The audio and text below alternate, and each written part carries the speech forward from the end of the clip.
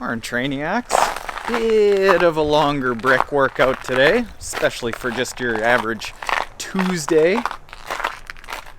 Also, winter has come and it ain't going away. So as I start training indoors more and more often, and actually liking it over this last winter, I've started oogling Lionel Sanders' indoor pain cave that he's got. I think the Woodway treadmill, he's got his Zwift set up with tunes blaring in his face. He's got the Endless Pool. By the way, Endless Pools, if you're interested in sponsoring a guy from Winnipeg, got space right there for it.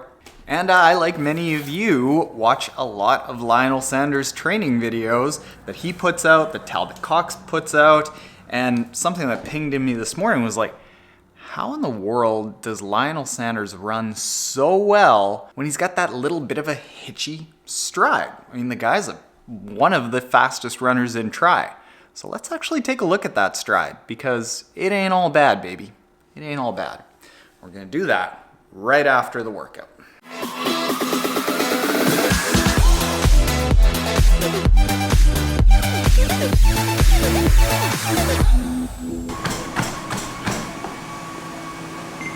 Easy little run followed by hour 14 bike. Hour 14 bike was 20-minute warm up and then 3-minute intervals 4 times, going 30 watts higher every time, then a 5-minute cool down, and then 3 times 4 minutes low cadence over race pace, and then 3 minutes high cadence over race pace, 2-minute cool down. Do that 3 times and then a 10-minute rest, cool down, recovery, followed by a 20-minute run. Honest morning, very honest morning. Let me put a shirt on so that YouTube doesn't flag this as mature. More about that another day.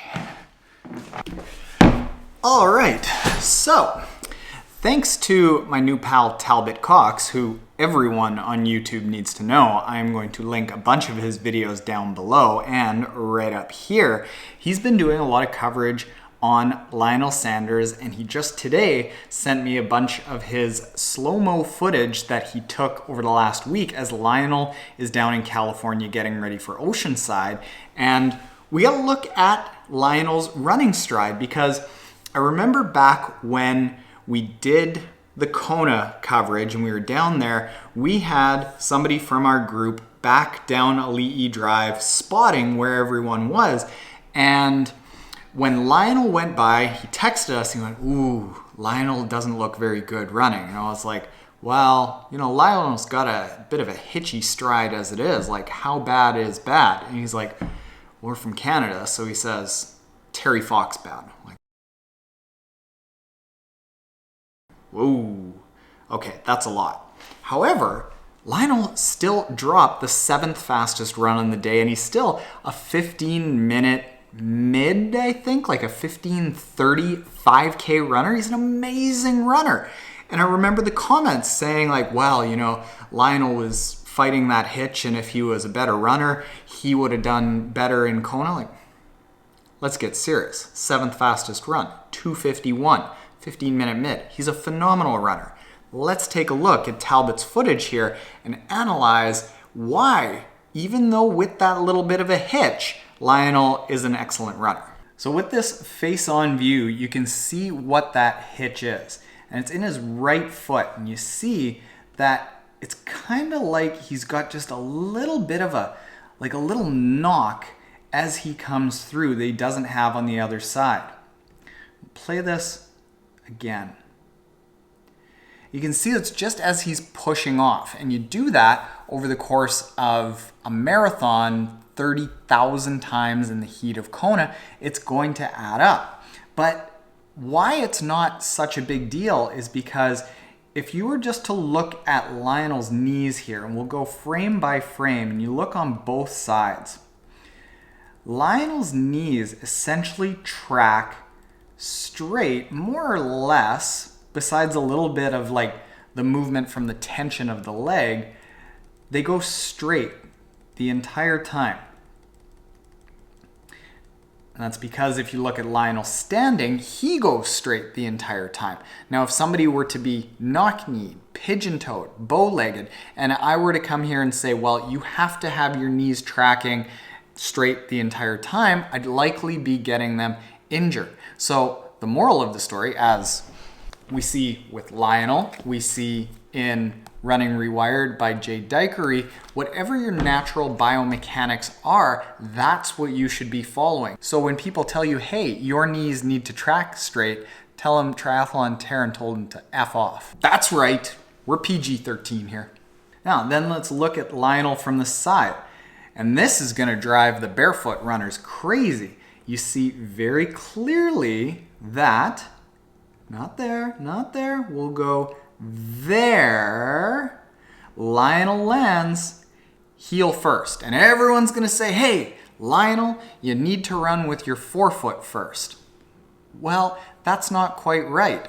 All the science shows that a heel strike first is actually more efficient on your body over long runs. And what's more than that is that you should be running with whatever's natural to you. Now, however, there's one thing that I am surprised by. It looks like Lionel lands a little bit in front of his hip, and typically you want to land underneath your center of gravity so that you don't have to go over your foot. And you see, where does he land? He lands about there. And yeah, it's a little bit out front. Typically you want to be almost right under your hip so that you can just fall over your foot, but he makes it work. And there are a lot of runners out there with a lot of different strides, and you really just need to do what's natural for your body and build up gradually. Now, looking at his upper body next, I think this is where you start seeing like really, really good mechanics. Look at his arms right there. Boom, the entire way it's going forward, we've got a nice 90-degree angle, and it's basically the same on the other side. That's what you want. You can come forward a little bit, but even at its most bent, we're not talking about like this bent V tight into the body chicken wing.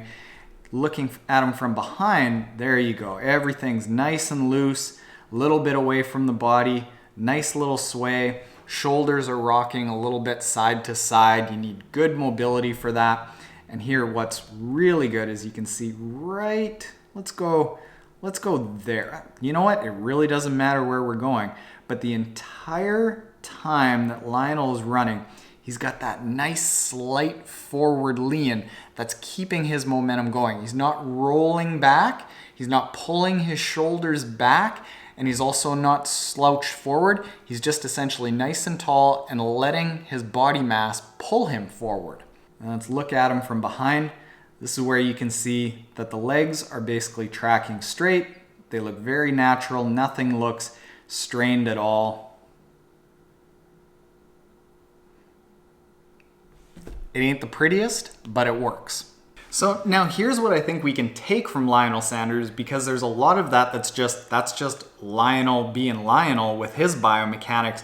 But if you look at Lionel Sanders' blog and you watch him on his YouTube training day videos, you see that he is extremely methodical in his layout of a build, of a year, of how he approaches increasing the volume and intensity of his training. And I think that is what all of us regular, not 251 marathon running triathletes can take from Lionel, is that a methodical build and being very purposeful about getting faster and becoming a better athlete.